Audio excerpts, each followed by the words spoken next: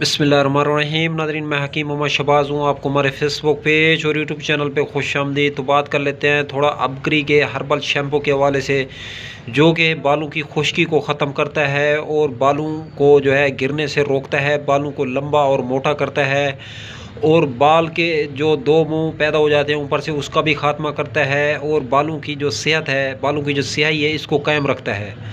तो इससे जब बंदा नहाता है तो जड़ी बूटियों की जो है नहाते वक्त जो है खुशबू आती है। इसको हर्बल और ऑर्गेनिक तरीके से 100% जो है तैयार किया जाता है।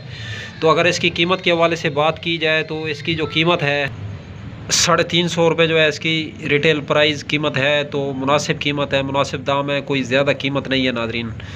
तो अब तक के लिए इतना ही। तब तक के लिए अपना भी ख्याल रखें और अपने फेसबुक पेज और यूट्यूब चैनल का भी। दोस्तों, हम मिलें किसी भी नई वीडियो के साथ। चैनल पे न्यू है, चैनल को सब्सक्राइब करें। वीडियो अगर अच्छी लगे तो वीडियो को लाइक शेयर कमेंट करना मत भूलें। अगर ये शैम्पू बाय करना चाहते हैं, कॉन्टैक्ट नंबर 0309 990 2851।